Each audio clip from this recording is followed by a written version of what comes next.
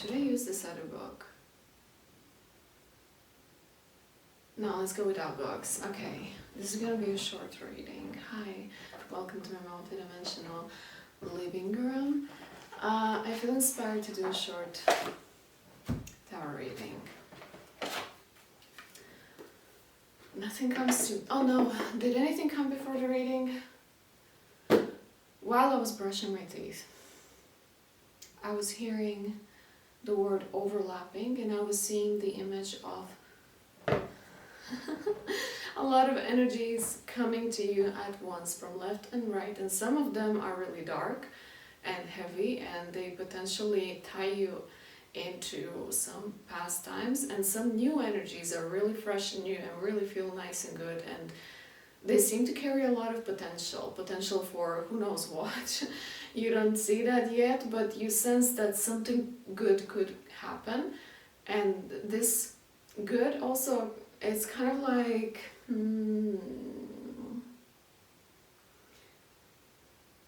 it's not that you don't know what the potential is, it's that you're rather so present right now here that you don't want to get carried away into the future and jinx it, and that's good. That's totally fine. One card from the Wisdom of the Oracle.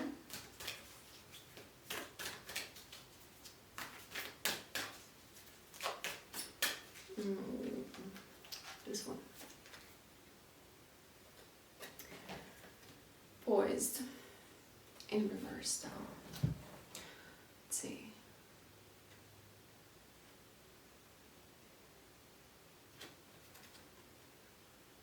I'm going to read from the book, number 48. You're not ready to move forward at this time, and that has to be okay. Be poised in the face of demands and deadlines. Pretending you know what you're doing works sometimes, but if you adopt a fake it till you make it attitude, it will land you in some muck now. This is not the time to wing it and deliver something half finished. It's okay, it's okay. It's okay to postpone things until you're really ready. It's better to disappoint others now than to wish you had later. I think it does relate to admitting that you don't know, and you don't even want to know right now, and it's okay that you don't know. You'll know when the time comes. Okay.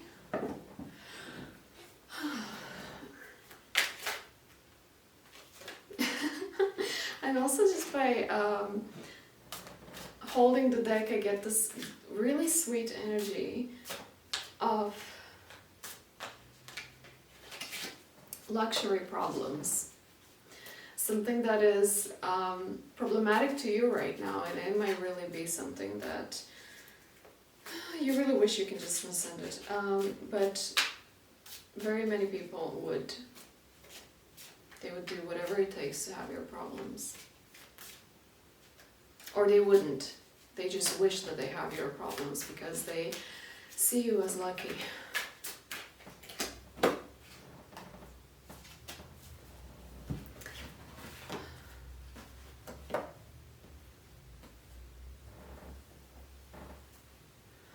Okay. I get a sense of overworking, and I get a sense of trying something new and really holding on for it as for dear life, this sense of hope that is being very materialized. Not materialized, but it's very tangible too. It's very real, to the point where hope is not hope anymore. It is determination, it is trust, it is faith, it is inspiration, it is... it's a fuel. It's a curiosity, it's a lust for life, it is something that you decide to experiment with despite the fact that something else doesn't seem to be aligned. There's Emperor in reverse, 2 wands in reverse and the sun in reverse. And the energy that I get from here is some sort of like, I can't be happy right now, and I can't really sit in peace, and I can't just be patient because there are so many things that I could try out. This is not the energy of, there's so many things that I can do in terms of survival energy. It's not necessarily survival, it's just being presented with so many opportunities of what you could be doing, and you can't sit still and just not do them.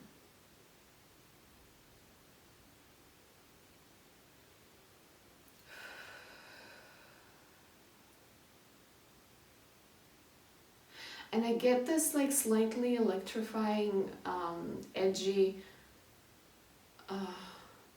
Okay, so if I explain to you, like, imagine I'm painting a picture here.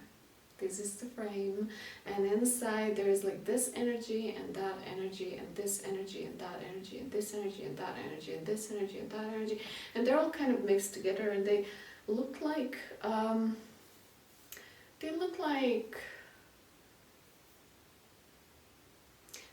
some plant under a microscope, where they're touching each other, but they're also kind of being divided. And these edges of each energy coming in contact, those edges are slightly electrified.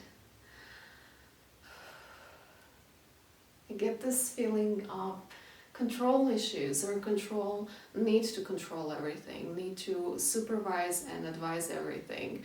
It's literally the energy when somebody comes and be like, hey, how about we go out for a walk in a park? Your first reaction is to lash out of them, and to let them know, like, how dare you to even ask me to go in a park? Don't you know how much I'm dealing with right now? You don't do that though. But there is like some sort of a buzz in your energy field that not almost, but let's say it's 5 to 10% going in that direction. And then you realize that there is no need to do such things. Somebody messages you, your phone is ringing, and it activates this electricity within you before you even know who is ringing and who is calling, who sent you a message, who needs what, but you're already having this almost like a self-defense mechanism or reaction. And then you look at the phone and you read the message and you realize that message was actually quite a good message, and there was absolutely nothing to brace yourself for. But this little bit of energy is there. Yeah.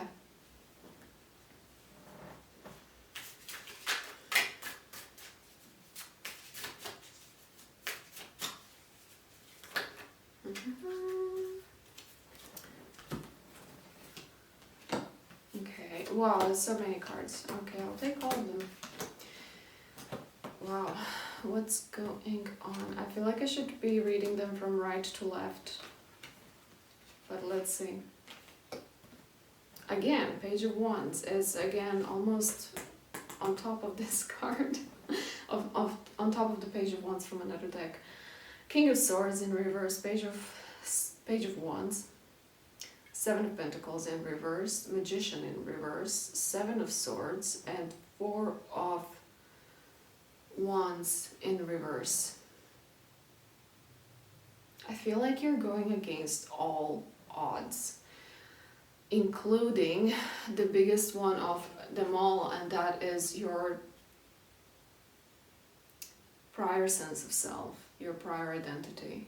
You've been identifying yourself as one type of a human, and now you're overriding the past story with something new. And it seems like you're being very creative about it. I'm also getting the sense of effortlessness, where it seems like it's just happening. I'll get back to that energy. And there is an element of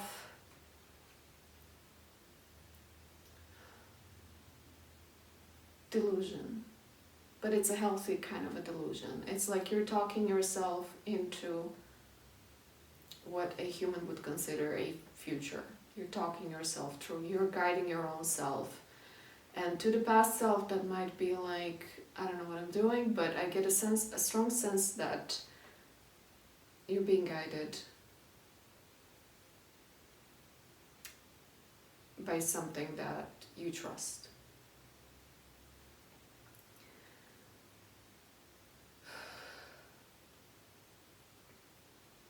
It feels like you're in the middle of that process where you are rewriting your old story, challenging your concept of self, changing your concept of self, and it is a little bit destabilizing you with you a little bit.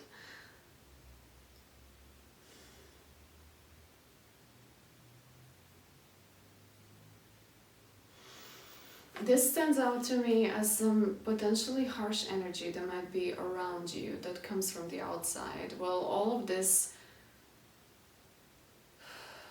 applies to you. I don't know why I'm doing this, because it's not really that it's not that it's not challenging, it's not horrible. No, this is actually quite a beautiful progress. And it is challenging and it is destabilizing, but you're birthing something new and you're going in a completely new direction. You might be inventing something new, whether for yourself or your new self, or inventing something new for the planet. Oh, I get that. Oh my God, yes. Thank you for revealing yourself, King of Swords. Okay. The relief is beautiful. I don't want to downplay this, but it from one side it seems like this is just how it's supposed to be. It's kind of like a part of the script. But again, I don't mean to downplay it, because the challenge is real, and the challenge is that you're creating something, you're bringing something new to the planet, even if it's just yourself, like you're changing yourself. But then people around you that you might or might not, even directly or indirectly, somehow letting them know that you're in the process of doing something, they'd be like, oh no, that's not possible. Oh no, this is just not gonna work. I tried it and it didn't work out, so... And that's a little bit of like an energy that comes like a potentially challenging, but at this point it seems like you don't take this as a challenge. Instead, you can see that as all these people that tell you that it's not possible. Sometime from now, you can, even now already in your mind's eye, in your heart, you can already sense and feel that these are going to be the people that you're going to prove wrong. And they're going to come to you and they're going to ask you, how did you do that? How did you do that? Right? Wow, beautiful.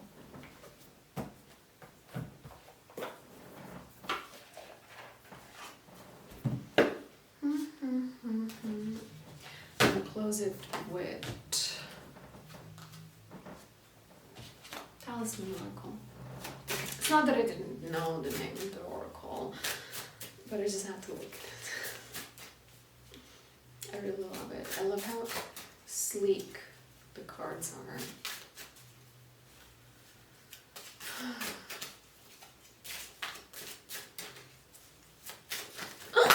No. I see one card that really is screaming at me, like, take me. I don't know why I'm still shuffling. Why am I still shuffling? Why am I still shuffling if I see a card that speaks? Because this one wants to come out, and this one. And this is the one that wants to speak the most, and this is financial security. This is cut ties in the reverse, and this is Luna in reverse. I'm gonna read about Luna, but cut ties in reverse speaks to me exactly about this dynamic, this challenging dynamic you might have with somebody, where somebody might tell you that something is not possible, but instead of getting mad at them, being challenged by them, or believing them and giving your power to them, you just realize, you don't even talk to them in any way, shape, or form. You have nothing to explain. You're just, you look at them and you have this like cat face of like, you'll see. You'll see. Financial security, like whatever you're working on will bring you abundance of some finances, whether directly or indirectly. Even if what you're working on might not necessarily be for the money, it might not necessarily be money driven. When you create something new and you infuse your passion into it, it kind of activates everything around you. So that might be good for you. Not might, but will for sure be good for you. And I have to read Luna.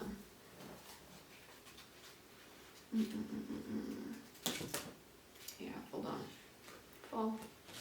Fall. What else do you want to say? Overcome fear. Any other message? Speak? Huh? Okay. Luna. This card represents the freedom of desire and the illuminated path of moonlit dreams. The night can bring comfort to let your imagination fly and to show your wild side. In the dark, our subconscious can bring to the surface vivid clues of a hidden situation.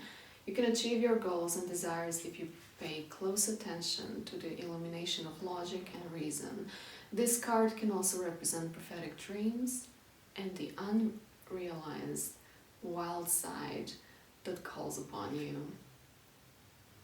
The Page of Wands, double from both decks, one on top of another, has this wild side, has this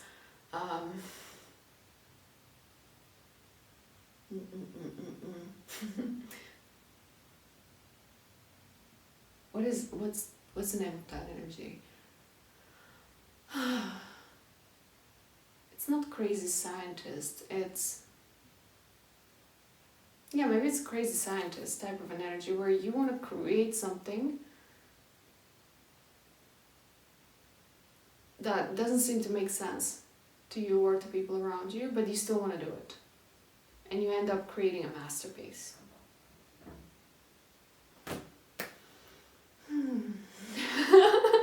Okay, the big picture is that whatever you're doing, it might create a mess. The cards are still moving. Magic. Card, do you want me to take you as a last card? Okay. Karmic justice. Oh my god, you're literally creating a karmic justice for yourself. So whatever you're doing, first of all, I wanted to say it might cause some sort of a mess in terms of maybe something is falling apart in order to create space for this, whatever you're working on. It might create some sort of a ripple effect around you where you've seen cards falling and moving by themselves, where it will be like a domino effect around you. It might appear messy, but it also brings you karmic justice, which tells me that it is some sort of like other polarity of your life that you are about to enter, or you're entering, or you are embodying currently. You see, that's the mess, that's the ripple effect that is happening from this cube out into the building. Karmic justice, first and foremost, to yourself, with yourself, within yourself, from yourself. Karmic justice in terms of you allow yourself to create this, whatever you're working on, and just by embodying the creation of that, you're already giving yourself the karmic justice, especially if you have spent some considerable amount of your life being on the other side where you didn't do such things for yourself. Especially if you've been in these parts of life where you're giving your time and energy and your whole self into limitations and negations and obstacles.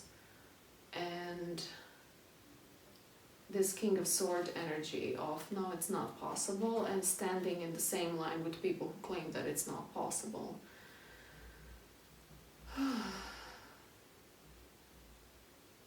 It's first and foremost an embodied internal state of being. It's not even much about what type of results you get on the outside.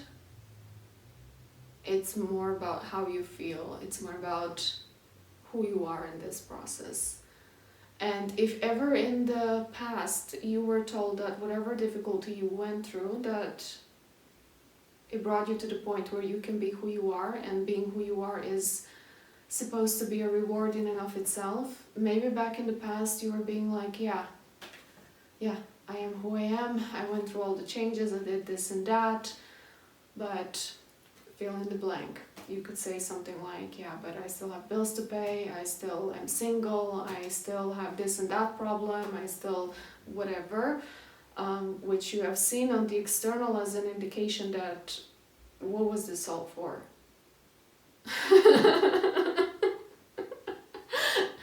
Right, but now in this position where you are here, you actually come to see that being who you are as a result of everything that you went through is exactly, precisely the only thing that you first and foremost need in order to complete what is it that you're doing here.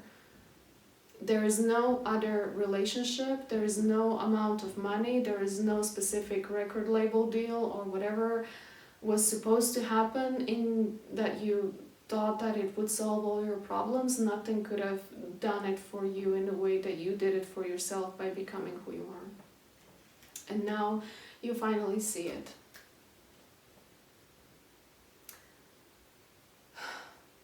That's all.